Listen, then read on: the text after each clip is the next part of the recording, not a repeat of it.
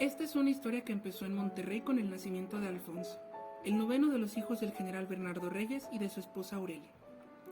Alfonso nació el 17 de mayo de 1889, en lo que hoy es el centro de la ciudad, en una casona de la calle Bolívar, frente a la cual se abre un parque triangular como una rebanada de queso. Era una plazuela donde los niños jugaban a los encantados y atrapaban luciérnagas. Había músicos tocando serenata, vecinas que sacaban sus mecedoras a la banqueta y novios que, lejos de los faroles de petróleo, se daban un beso. Fue como si el barrio entero se hubiera reunido para dar la bienvenida al niño que nacería a las 9 de la noche. A Alfonso le tocó crecer cerca de ahí, en una casa llena de sol y sonidos, como el eco de las escaleras de un piano. Do, re, mi, fa, sol, fa, mi, re, do. Del palomar de los vecinos salía un continuo murmullo, y venía a mezclarse con el canto de la fuente. Desde las caballerizas, más allá del tercer patio, llegaban alegres los relinchos de 12 caballos. Y hasta los pavos reales, que normalmente van por la vida haciéndose los mudos, se animaban a lanzar de vez en cuando sus extraños gritos en aquellos corredores. El general Bernardo Reyes se levantaba al toque del clarín, y perfectamente uniformado, con la espada al cinto, botas relucientes, barba bien peinada y bigotes retorcidos, salía corriendo a despachar quehaceres de militar y gobernador. Como también era poeta, y los poetas nunca se llenan de leer, sus hijos crecieron entre libros. Alfonso aprendió a gozarlos más que todos sus juguetes juntos y a quererlos más que a su querido caballo grano de oro. Una tarde entró a la biblioteca. Apenas cerró la puerta cuando sucedió algo maravilloso. Del estante más alto cayó un libro y fue a dar directamente a sus manos. Lo abrió y ya no pudo soltarlo. Habla de guerras, imperios y conquistas que le hacían latir más a prisa el corazón. Fue como si él mismo estuviera en el campo de batalla. Escuchaba los cañonazos, cuando le pareció ver un Napoleoncito salir entre las páginas. Iba en su cabello blanco y con una diminuta espada en alto, para que nadie se atreviera a detenerlo. Cruzó la alfombra a todo galope y desapareció tras las cortinas. No cabe duda, Alfonso había aprendido a disfrutar la lectura como su padre, que a todos lados llevaba sus libros para leerlos, entre dos galopes, entre uno y otro combate. Tal vez el ejemplo de su padre, a quien Alfonso llamaba poeta a caballo, lo motivó a ser escritor. Aunque estudió la carrera de abogado, a los 11 años tenía ya algunos poemas. De grande escribió a diario y de cualquier cosa, de las personas que iba conociendo, de los países que visitaba, de sus comidas preferidas y hasta de la forma como le dolía la cabeza, el estómago o el corazón. Hizo poesía, obras de teatro, cuentos, pero sobre todo escribió su pensamiento. Qué suerte para nosotros, pues en eso de pensar, Alfonso era un experto.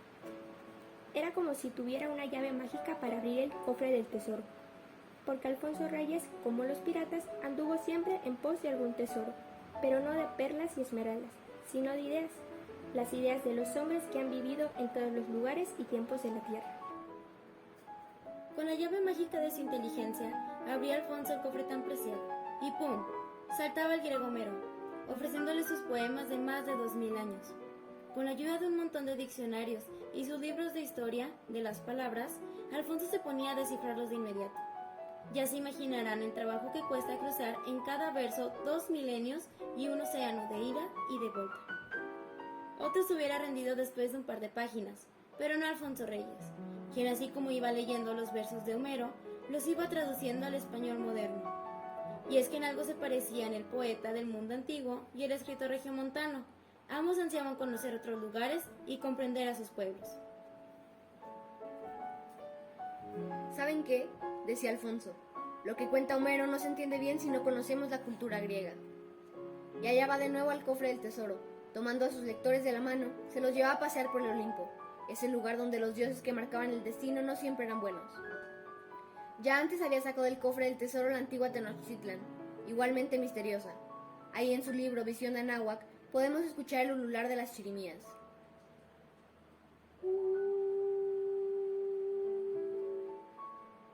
Y el redoble de los tambores de piel de serpiente.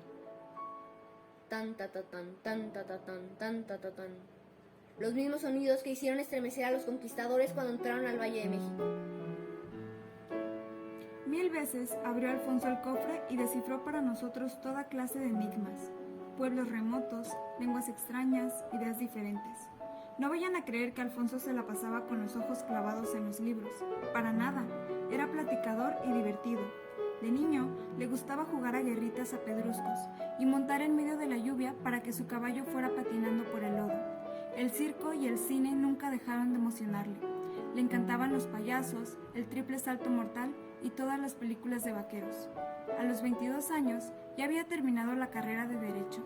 Además, tenía 2 libros publicados, uno sobre poesía y otro sobre arte. Había en ellos tal sabiduría que apenas podía creerse que los hubiera escrito un joven. En Europa lo conocieron a través de esas obras y lo mandaron llamar para ofrecerle trabajo en lo que le encantaba, la escritura y los libros. Pero Alfonso debía quedarse en México. Eran los inicios de la Revolución Mexicana, tiempos muy difíciles para nuestro país.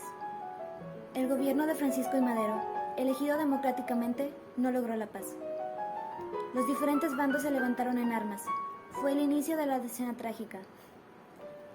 El general Reyes, en un intento por tomar el poder, cayó herido de muerte frente al Palacio Nacional en la Ciudad de México.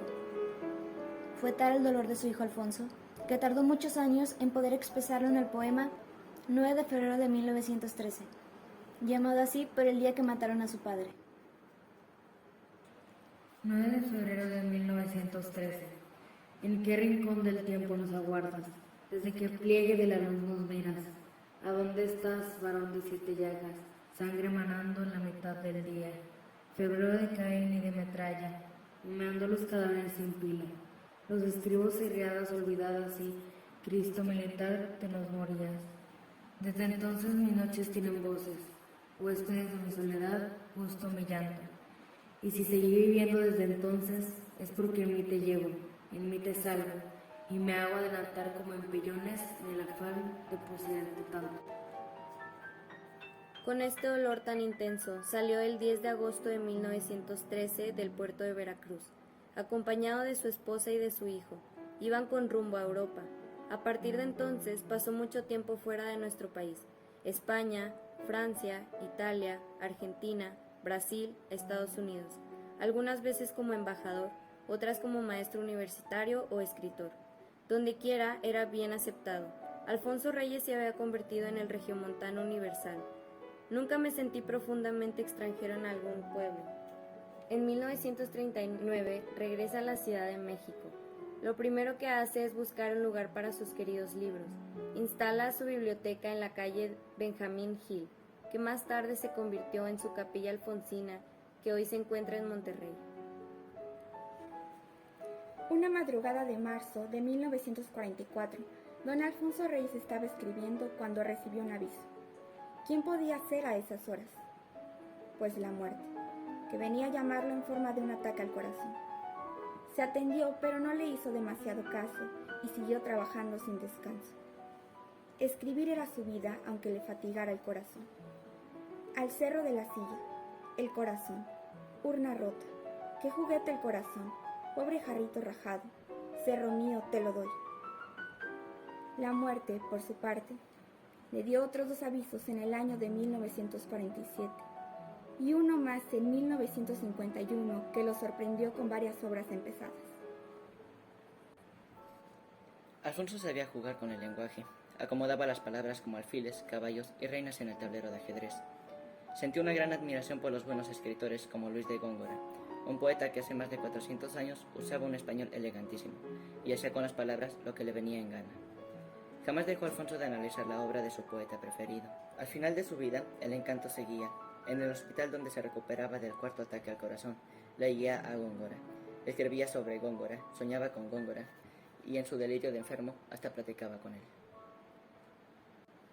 El doctor que lo atendía se excusaba de informar sobre la salud del paciente. No puedo saber cómo se encuentra. Cuando lo interrogo, me contesta recitándome pasajes de Góngora. Góngora y sus demás obras lo mantuvieron vivo otros 8 años. Pero el jarrito de su corazón terminó por quebrarse el 27 de diciembre de 1959. Había hecho su testamento.